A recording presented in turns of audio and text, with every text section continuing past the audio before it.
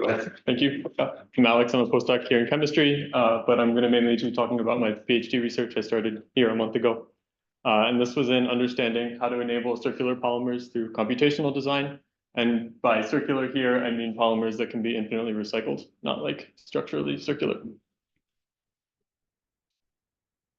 So a bit of background on why we're interested in circular polymers is a figure I really like about the plastic recycling landscape.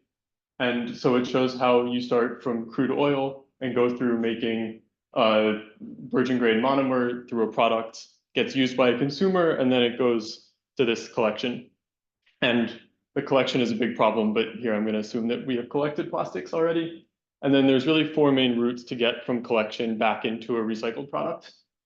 And for what I'm interested in now, solvolysis is really the primary one that provides a route straight from waste material back to virgin grade monomer that you can then use to make any new product that you want, rather than restrictions or inefficiencies that the other three processes there have kind of inherent to them.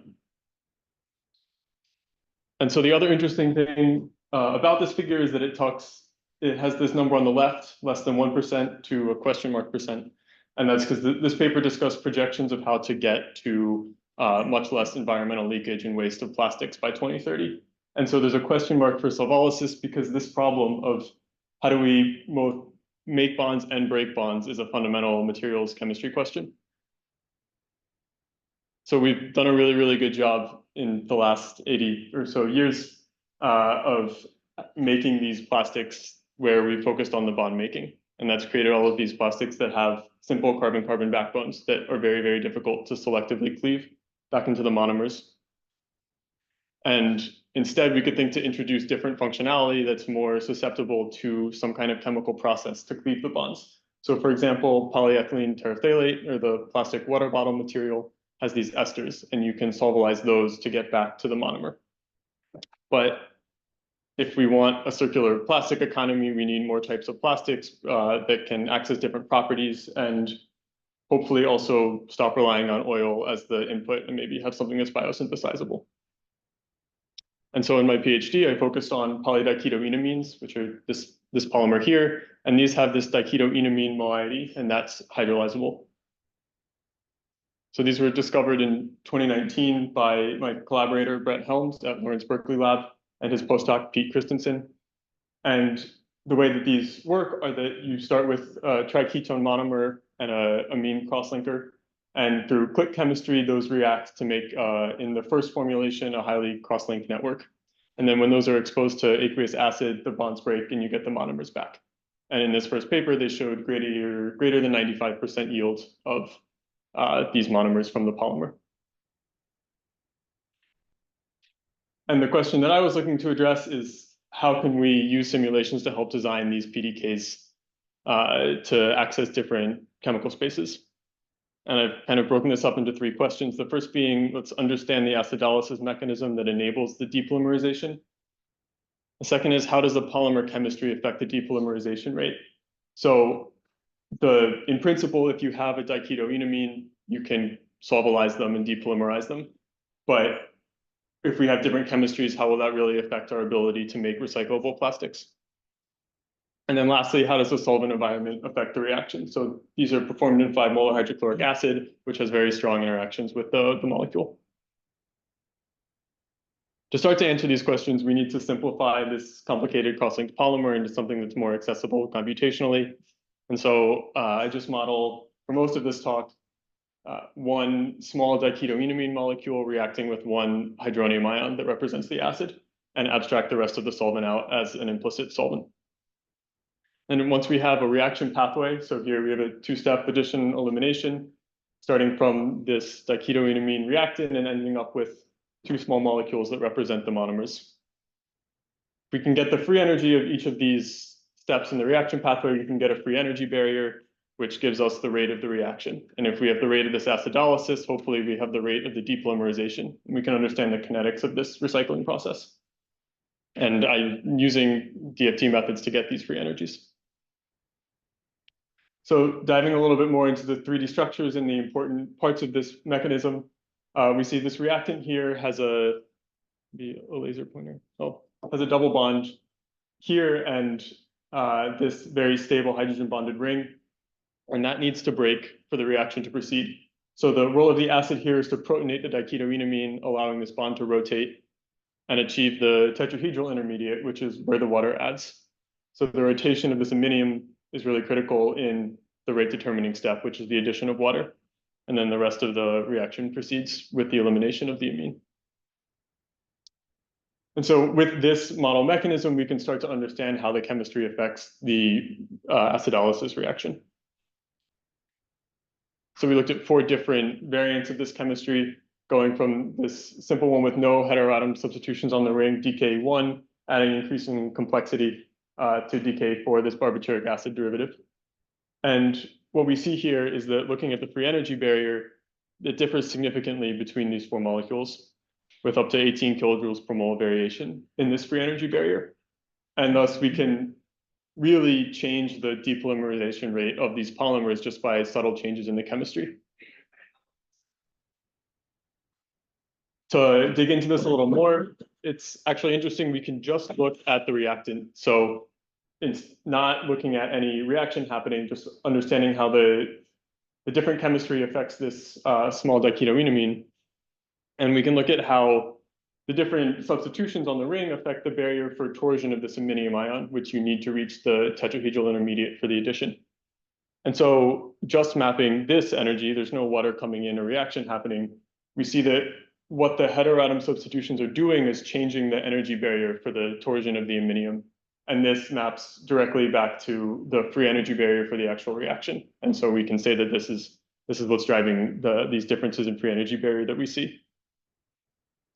And then we can leverage this to create multi-material composites. And this is an outstanding problem in recycling right now, because if you're doing mechanical recycling, which is what we do now, and you have this blended material and you can't physically extract them, then you chop it all up and melt it all back together, and you end up with like not useful properties. So for example, my collaborator, Jeremy Demarteau at LBL and Brett Holmes's group took these 2 chemistries from DK1 and DK4, or the polymer versions of them. You can make a laminate of the orange and black material. And so there's the schematic on the left and then the actual experiment on the right. And so at room temperature, the orange DK1 depolymerizes because there's a lower free energy barrier for the acidolysis reaction. And then you can separate out the black material, which is not touched by this low temperature process, and get the orange monomer back, which is that white powder at the bottom. But then when you raise the temperature, you depolymerize the black, and you end up with 2 pure monomer powders that you can then remake into a laminate and have this infinitely recyclable process. So by understanding the kinetics of this reaction, we can start to understand how to make more interesting materials that are easily recycled. The next question that we can think about is, okay, we have these different materials that can hopefully lead to different recycling situations, but we actually need them to be useful for something. So just looking at a shoe, and I just took the shoe I'm wearing right now because that seemed interesting. This has like 4 obvious different types of polymers doing different things. So you have these like hard and brittle eyelets, and the materials I was showing before are pretty hard and brittle, but you also would want like an elastic foam if you want to make this recyclable product. So if we want to start thinking about actual physical properties, we have to generally think beyond like the local chemical structure of the reaction and think more about how the chains are behaving in these longer range effects. And so to start thinking about this, start looking at the crosslinker chemistry, because you would imagine changing the crosslinker to get different kinds of networks and different kinds of structures of the polymer. And so we look at this amine, and as this amine varies from having no amine, DK1, to getting farther and farther away. So 2 carbon spacing is one of the materials we looked at before, but then extending to 5 carbon spacing between the reaction center and the nitrogen.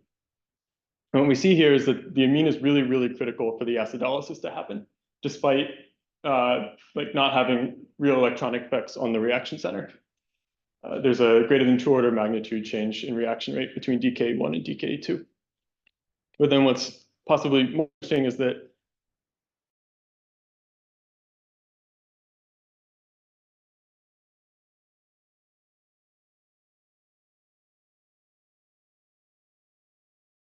this is shown both through calculations and observations of this kinetic NMR of the small molecule.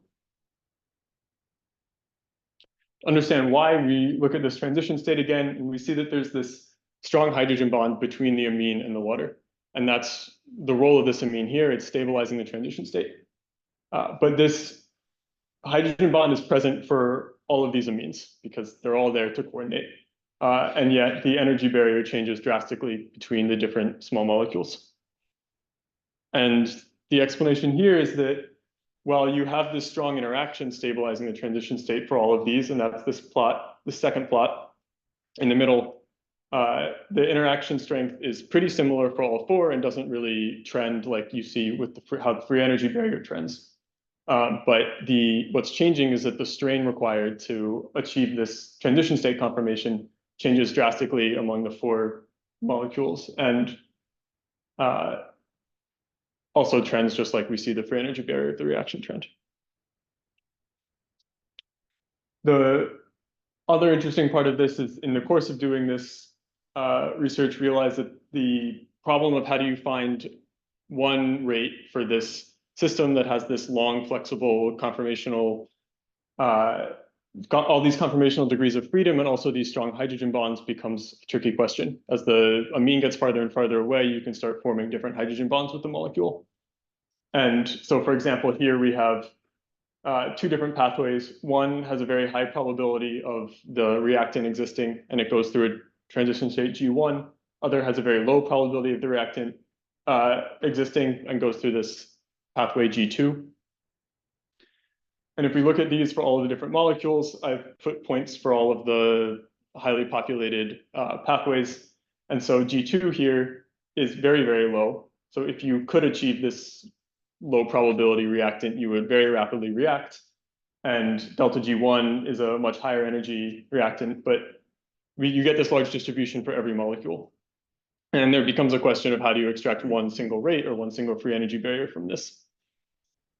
So looking at a bunch of the different methods that you could consider doing this with, energetic span tends to be one that's done in the literature a lot, where you take the lowest free energy reactant and the lowest free energy transition state and just take the difference between those as delta G, double dagger.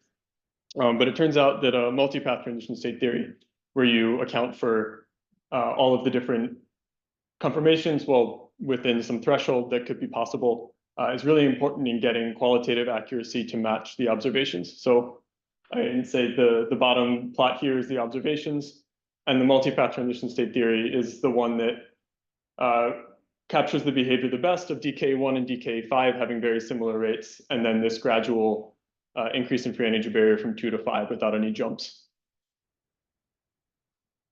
And so I promised this was useful for designing real materials. Dr. Eric Daling in Brett Holmes's group was looking at making elastomers. And so naively, you would think, okay, we need an elastomer. We need to put this long, flexible thing in the middle of the polymer so that it can be flexible.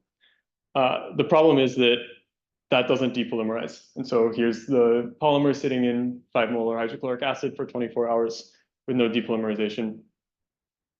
But if you have this amine, which we figured out was very important, then suddenly you're able to depolymerize the material. So you really need to think about not just the local chemical effects like we looked at first, but also these longer range interactions in making sure that when we design new polymers for new applications, you maintain recyclability. So the last thing that's really important in these systems is starting to understand solvent effects in this acidolysis. And so this is driven by an error that I glossed over in the beginning of the presentation, that one of these DFT calculations was qualitatively wrong. And you can use different functionals and go higher basis sets or whatever. There's still this error where for this black and red molecule, DFT predicts that they're quite similar in free energy barrier, or even red a little bit larger than black. But in reality, black depolymerizes much significantly slower than the red molecule.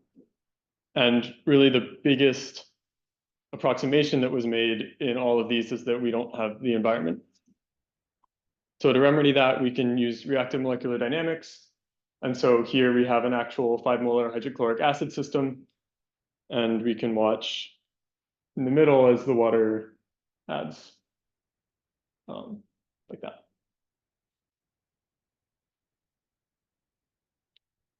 And importantly, this changes really the reaction mechanism that we're seeing, or the rate limiting part of this reaction. So this is a 2D free energy surface in terms of this aminium ion rotation that we think is important in this reaction, and then also the deprotonation of the incoming water by the dikeotenamine. And we see in the reactive molecular dynamics, you start in A, and then you go to this transition state region, which is here. And these are just points that if you shoot with, if you randomly shoot from the top, you end up connecting A to B in time. And that's why it's a whole region, because there's a family of structures that can reach A and B. But we see this is a very early transition state in the reactive molecular dynamics. So the aminium hasn't rotated yet. It's more about whether the water and the solvent configuration around it are in the right position for the reaction to happen, and then it instantly reacts. So the dynamic transition state occurs before the rotation. In contrast, if we map the DFT transition state onto the same 2D free energy surface, we see that you have a much later transition state, and that's exactly what we saw before, where the aminium rotation is what's most important. So we see here like two different pictures, neither can capture both of them. The reactive MD is missing the electronic structure is missing the solvent, and there's a more complicated picture here than either are able to really grasp. That being said, it's the dynamic that yield the correct rate prediction. So if we measure the actual rate through transition interface sampling, we get a rate constant that matches well with the observations that red is a much faster reaction than black. And so here it seems that in this very polar molecule that has different protonation sites, that the explicit interaction with the environment is really critical in understanding what's going on. So while the DFT works well for some, it really doesn't, the static picture doesn't really work well for everything that's going on. That's all I have. So in summary, there are three questions that I hope to address. The first being understanding the acidolysis mechanism, and then using what we can learn from that to develop new materials with different recyclability, like the multi-material composite, or different properties like the elastomers. And then finally getting into how the solvent environment affects the reaction, which is kind of an ongoing question that hopefully some of these like machine learned force fields could be useful in addressing. Thanks to my PhD group and advisor and collaborators and current advisor, Steve.